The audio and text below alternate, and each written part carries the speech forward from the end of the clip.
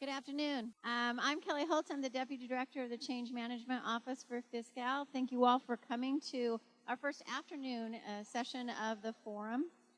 Before we get started, you know who I am, I want to know who you are. So where are our Wave 1 departments? Oh, thank you. Wave 2? Good. Can any of you tell me how many business days away from go live we are? 9. Wave 4? All right. Glad to see all those Wave 4 departments. So today I'm going to tell you a little bit about the format of today's event and then talk about the status of Wave 2. We have a guest speaker, Bill Harrigan from SEO, to talk to you about Wave 3 and the statewide impact. And then I'll come back and talk about Wave 4 and what's to come. We are going to allow questions along the way today. So all we ask is that you raise your hand, let us try to get a mic to you, or yell really loud and we'll repeat the question so everybody can hear. So the format of today's meeting, we're trying something a little different. You probably noticed that the meeting was only an hour long. We intend to only talk to you about 30 or 40 minutes of it, and then we'll release you out into the atrium area, and you can wander among the kiosks we have set up. What is going to be playing there are our training materials, our user productivity kits, our UPKs in the See It mode, so you can actually see some of the Fiscal functionality. We always send out surveys after the forum, but we are definitely going to do it this time, so you should look for them next week so you can tell us if you loved the format or you didn't. We always like to hear.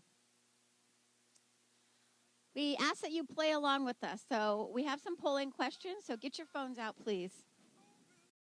I hear that somebody in our morning session was concerned about whether or not there was a charge for this. If you have unlimited texting, there's no charge, so play along. So text 22333, the word fiscal, no $sign, Fiscal. And I'm going to watch, see who's playing along. All right, everybody ready? The first question is kind of a teaser. Why did Kelly not ask if there were any Wave 3 departments? A, because it was an oversight.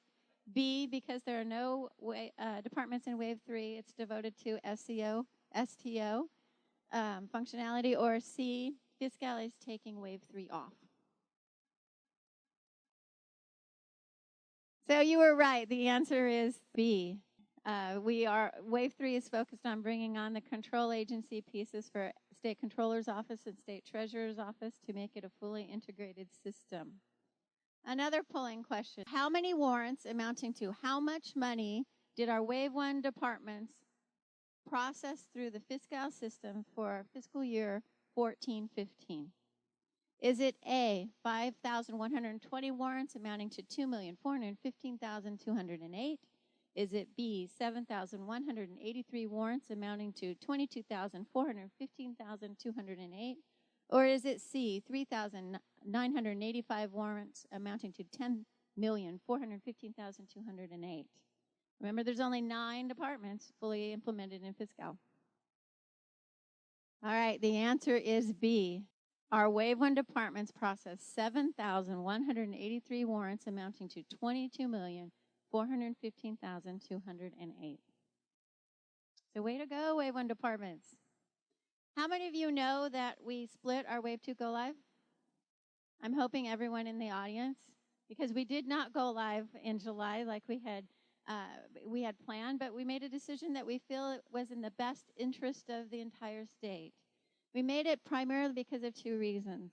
One, DGS, the control agency in charge of procurement for the state, needed more hands-on time with the system to develop the procurement manual for Fiscal for the state. And we feel that was also very important. The other reason is we wanted a better, more user-friendly portal for our vendor community to use, less Oracle-like. And a little friendlier. So those 2 coupled together, we decided that we would push our go live for the statewide piece out to what we're calling fall, December 9, 2015. And then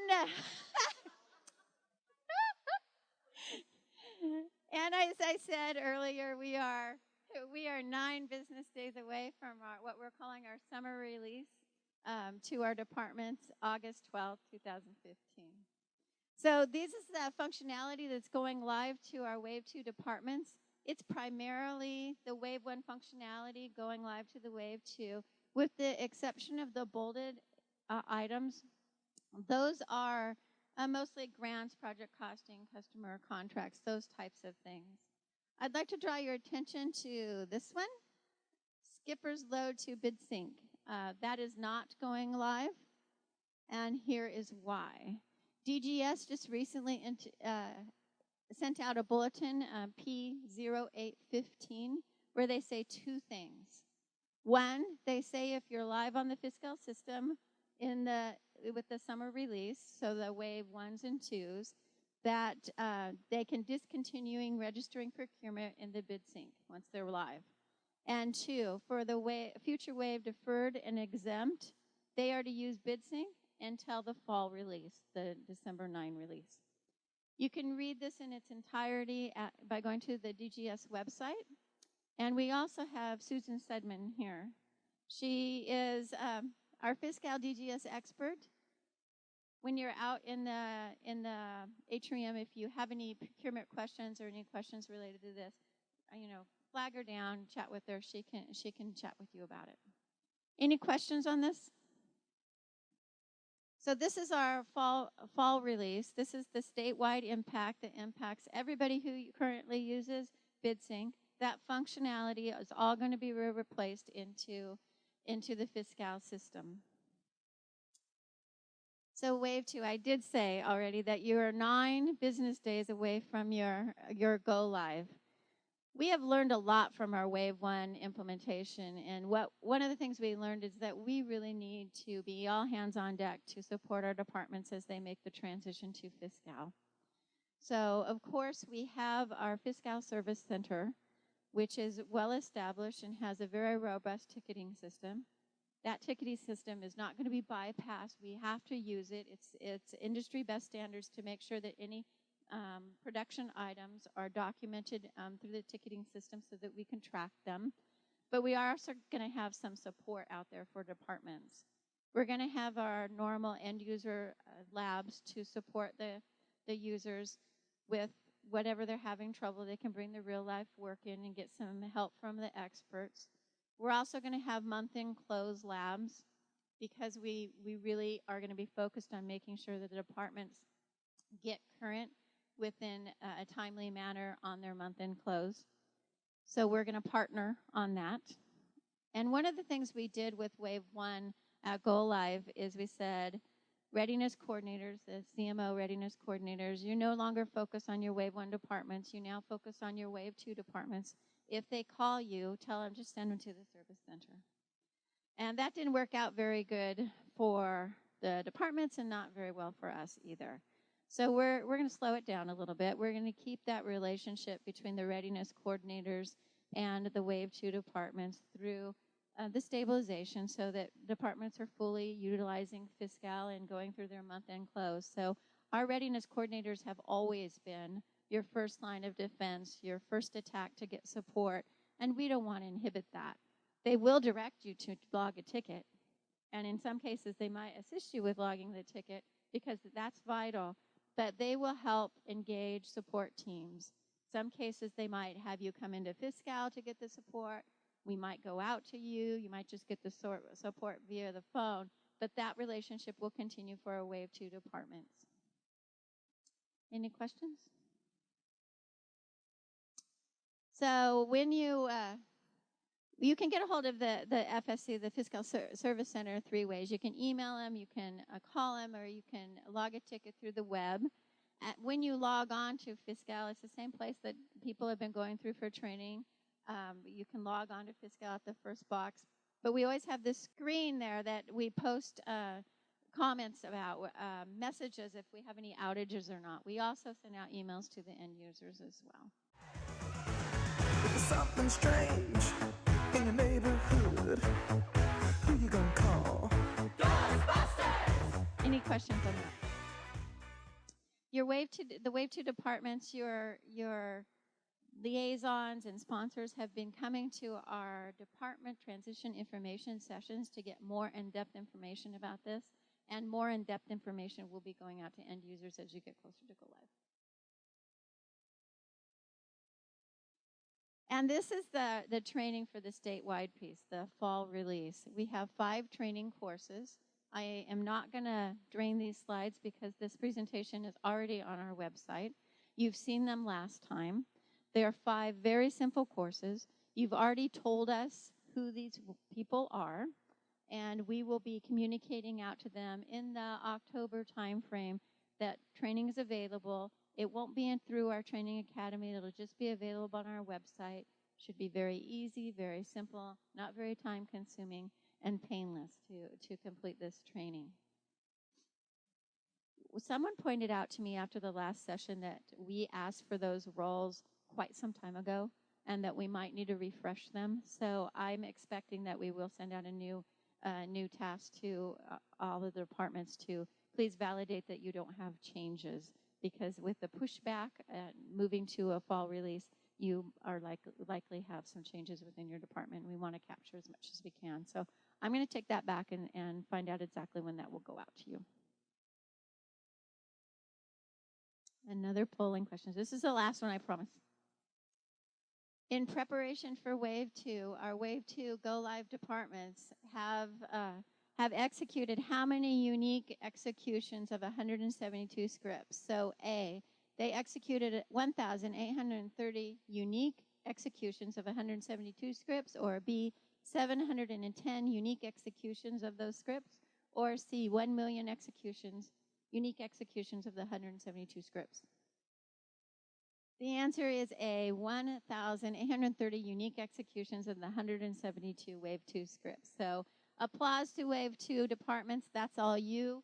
You were dedicated to making sure that the application was tested. So thank you very much. If there are no more questions for me right now, all right, I'll hand it over to Bill Harrigan. Thanks. I'm Bill Harrigan. I'm with the State Controller's Office. I actually work in the Change Management Office. However, before that, I was also on the business team and enjoy these types of things here. So some of the things that I wanted to talk about today is the Wave 3 scope and how that impacts all departments across the state. So the scope for Wave 3 is actually the transition of the accounting book of record from our current legacy systems into Fiscal. So for the State Controller's Office and the State Treasurer's Office, it's taking our current transactions and the way that we do things and putting them into Fiscal. It is also a matter of getting all of the integration across many different areas, including the payment process integration, so that way it can begin within Fiscal and go all the way to the end with post-issuance. So not only would you have your claim schedules come in through Fiscal, but then also the warrant as well as anything post-issuance wise. So some of the other process improvements that we're looking at within Wave 3 from receipts and journal entries, having all of those integrated as well with the State Controller's Office having that activity. So some of the new functionality for Wave 3 is the loan module as well as the bonds that are within that system now. We will also be taking all of our reporting functionality, our revenue estimates, as well as our cash flow projections through the Fiscal system in Wave 3. One of the major pieces is the year-end financials will actually be produced out of Fiscal. So once Fiscal is up and running in Wave 3, all of the SCO transactions as it relates to the accounting side, as well as the disbursements of warrants. So the way it kind of looks, and you guys have probably seen slides like this similarly before, but on the left-hand side is really how we operate today. A lot of manual, a lot of separate, so departments all have their own accounting system. Then it comes over to either SCO or STO, which then manually inputs that information into their systems. So the concept behind the Wave 3 is really to have the full integration from a department all the way through to SCO and STO. So it's with the functionality and how it works. With Wave 1, a lot of the accounting functionality was put in place. So the statewide chart of accounts, the establishment of the vendor file, the use of the ledgers within Fiscal system, all of those things were put in place in Wave 1. In addition to that, you can ask a lot of the different Wave 1 departments. They've had the ability to, as we showed the slide before, put in a requisition and see it all the way to the payment in Fiscal with the workflow and all. So what Wave 2 then did was add, or will be adding, the additional functionality as it relates to the contracts on the procurement side. So when we get into Wave 3, really what we're doing is talking about integrating the next steps of that workflow. So bringing the state controller's office and the state treasurer's office into that already existing functionality. In addition to that, it becomes a fully integrated system. So instead of now having a point in which you need to pull out and go paper, within Fiscal, a department would then have that transaction go all the way to the end. It would also be the same set of accounting records. So instead of having multiple sets with a department as well as SEO, you would have one book that is the same book together. So some of the additional cash management functionality will be rolled out for the state treasurer's office as well as for the state controller's office for cash validations. So how does that actually impact the people in the room? So with Wave 1 and Wave 2 departments, they'll have the ability to enter in the transaction in the beginning and see it all the way through to the end. It's a little bit different for the future wave and deferred and exempts. So you'll still continue to use your accounting system and have that information come over to the state controller's office or the state treasurer's office, which will then be put into Fiscal. So the book is actually changing from our legacy systems into Fiscal. So for the future wave, we will need all of the financial information in order to continue to produce our work. However, we'll be doing it in the new system on our end. Okay? So if there's any questions at any point in time, just raise your hand and I'll try and answer. So our intention is to try and minimize the impact as much as possible. So what we're talking about is really trying to keep things and the processes for those of you who will not be in Fiscal as close to how you do it today as possible. So it's not to try and reinvent the wheel midstream. It's really to try and continue for you to be able to do what you need to do the same way you've always done it. We do plan on sending out some information with a little bit more details about some specifics here in the next few weeks. Might be out as early as next week. And that will give you some additional details as it relates to accounting, for example, or some specifics for cash management and how we are seeing those things progressing. So we're currently in the design phase right now. So a lot of the things that we're working on really are still being developed. So as we get more information, we plan on passing it along to you. It's one of those things where we know what we know right now, but we'll know more later, and we want to make sure that you're right there with us. One last piece on there is an important note that from an SEO perspective, the payroll system is not part of Fiscal scope. So how we currently do payroll calculators is how we will continue to do those things. So really this slide here is what is changing and what is not changing. So I'll start with the what is changing. So with Fiscal, the chart of accounts is changing. So within our system from an SEO perspective, our chart of accounts will be the Fiscal chart of accounts. So how that information is going to come from you and get put into Fiscal is one of the things that we're currently designing and working on right now. But ultimately, it will crosswalk into the new chart of accounts. So one of the other things that is changing is the way that we currently do our agency reconciliation report. So a lot of the same information will be on those things. However, it will likely be in a different format and look different and have some additional information that you might not have had before because now it's in Fiscal. Same with the fund reconciliation report. ViewDirect for financial information. So currently you may use ViewDirect in order to look into the SCO system.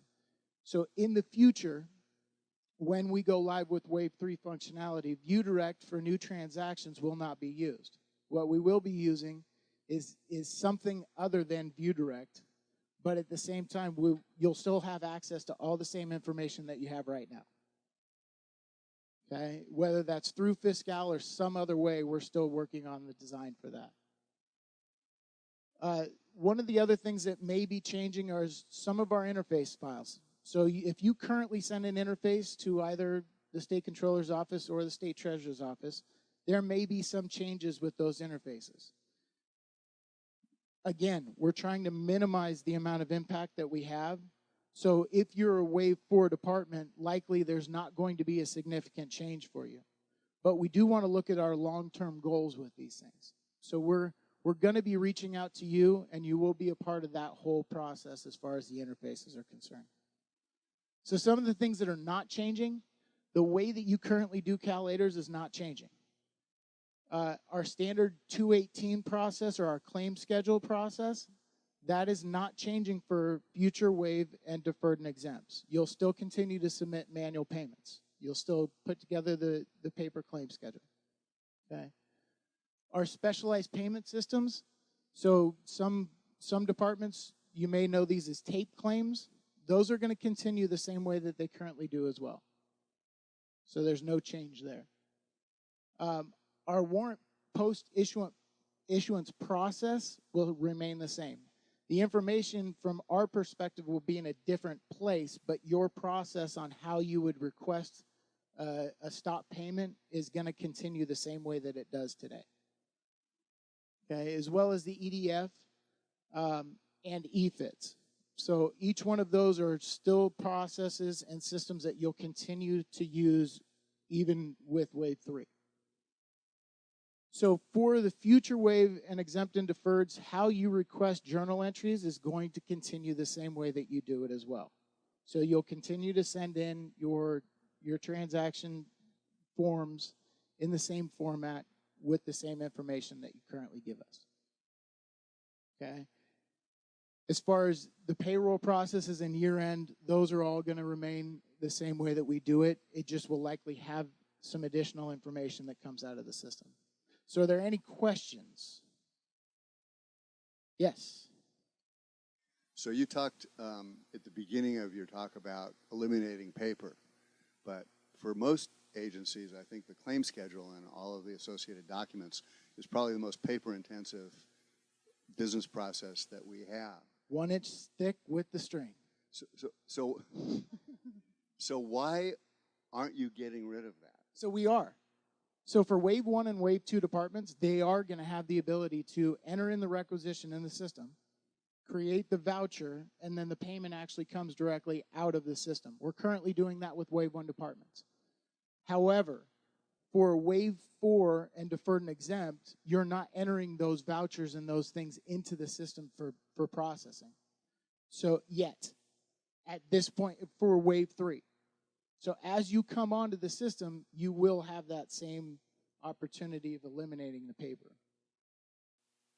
Yes, sir.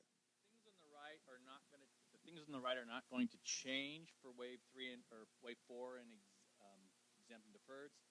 Are the forms going to? I mean, they're going to have a crosswalk, right? Are we going to enter? If those forms are not going to change, are we going to enter old numbers, our numbers that we know that you guys used to know, or are we going to have to enter new numbers and the forms are going to change? It's a great question. One of the things that we're currently working on within the design is that exact thing. How are we going to crosswalk the information? So on the project, we're currently looking at it. One of the options that we've been looking at is having departments to continue to enter in the same information that they currently do, and then we would crosswalk it, whether it be at SCO or STO, into Fiscal. That's one of the options that they're looking at. Another would be that leaving it up to the departments to determine whether they want to use the new or the old. But each one of those things are currently being developed, designed, and discussed on the project right now. Yes. We actually had that question this morning as well. It's a great question. What if anybody couldn't hear it? As we're going to no longer use ViewDirect for new transactions, how are you going to have access to your legacy or your historical information? So the answer is the same one that I'm going to give. I have an answer, but I'd like to get the exact specifics of that answer for you. So I took away that question this morning. We'll be posting the answer on our website. Whether it's through a ViewDirect, just looking at legacy or historical information, or whether it's through another portal, you will still have access to that information. So it could be that, and it's something we're currently working on, but I want to get a better answer for you, like a more specific one. It could be that it's through a portal into Fiscal, or it could be Fiscal itself, or it could be that for historical you would still use ViewDirect, and for new you would use something else.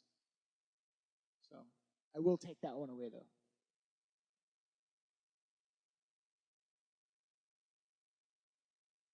All right. Well, thank you very much. Thanks, Bill. So, how many of you are Wave 4 super users? Are you completing your precursor training, participating in the Wave 2 training? Yeah, that's very important. We're going to do something completely different with the analyze phase for Wave 4. Really excited about it. You're going to benefit from having a solution already built that all the waves that came before you didn't have. So what we're going to do is we're going to have in our analyze phase an environment similar to a user acceptance environment and allow departments to run through some scripts. It's going to do a couple of things. It's going to provide the project to determine which departments can't come on with the solution as built, that they have gaps, and which ones can totally be implemented without any gaps. That's a fast way for us to identify any gaps and move forward. And then for departments, and this is huge, you're going to have the opportunity to start working on your business processes early. If you were to reach out to any of the Wave 1 or 2 departments and ask them about their business processes, they're going to say, well, we have them, we're tweaking them, weren't able to really start them until we got more hands-on time on the system, which was in testing and training, which is way down in the implementation phase. We're going to do it way up in the analyze phase for our Wave 4 departments. And so many of you probably heard me say that we provide the processes for Fiscal, but the individual business processes at your department, we stop at your door. We're going to try a little harder, right? We gave you tools, but we haven't done that much. So we sent all of our readiness coordinators to business process modeling. So we'll be partnering with the Wave 4 departments very early on to help them get pen to paper on the documentation of the new processes. We also worked with our Wave 2 departments and pushed them really hard. So they do have business processes. Every single one of them has submitted them to Fiscal. How good they are, we don't know yet. But as they get implemented and utilized, they'll be tweaking them. And we'll definitely be in a position where a Wave 4 department can say, Kelly, can you tell me a Wave 2 department that's similar to mine that I could maybe steal their business processes from and start from there? And I have yet to have a department that's been implemented say, don't give out my contact information. I always ask, but that's a partnership that I'd be delighted to help with. And I think that we can work with our Wave 4 departments and really do a better job. So bringing in this into the analyze phase is a huge win for the project, a huge win for the departments, and a win for the entire state. Any questions? when will you allow more super users or expand the number of super users for Wave 4? When will we expand them? Yeah. We don't. I mean, 2 super users is not enough for a large accounting office that has so many varied functions. So you can send me additional names. At this point, some of the departments have sent me more than 2. I know we asked for 2. We always ask for 2 because we try to keep the volume down. But some of the bigger departments have sent me more, and we have not tried to cut it. The reality is, as work progresses and you find that your entire accounting shop is living at Fiscal, the numbers kind of weed themselves out. But if you have additional people that you want to get in this precursor training, send the names. Send the names. The training courses, the instructor-led ones, are only going to go through August, but all of our material is web-based, so the training material will be out there, so they'll have access to it. So just send me the names. A couple slides back, you were talking about user labs. Who are those intended for, and when can they use them? They're intended for our Wave 2 departments after Go Live. So right now we have instructor-led user labs, or instructor-led labs for training for our Wave 2 departments. At Go Live, they morph into just user support labs where departments, the users, as they've been trained, can come in with real-life material and get help from our experts in the production environment. So that's what they will be. And we had those with pre-Wave with Wave 1, and we will have them with Wave 4 when we implement too. Hi. This is related to the last question regarding the user lab. On the slide, it said that they're going to end month's end. Is that July or August? Well, I'm not seeing it. So the month-end close, so support labs. So there's the user support labs for general. I need help using the system. Want to reinforce my learning, and then there's the month-end close. So with Wave 1, we didn't get as engaged as a project and supporting our Wave 1 departments maybe as we should have, and their month-end close processes and getting through them lingered, and we had to engage and jump and push and work with them and partner with them to get current. And it was actually months down the road till they were current. And to their credit, our Wave 1 departments, some of the functionality wasn't even there till December, so they couldn't have been current right from the beginning. So our Wave 2 departments, though, the functionality is there. It's working. You saw $22 million going through the system. But we do need to partner with them or they're not going to be current in a timely manner. And finance wants them current within the 3 months after Go Live. So what we're going to do is we're going to have labs, and we're going to say you have to come into Fiscal and go through the month-end close process with us. And we have finance people there who are going to help and mostly help with the reconciliation and stuff. But it's Fiscal, it's the department, and it's the Department of Finance partner together to get the departments understanding how to use the system and doing their month-end close processes and getting current in a timely manner. So they have to close July.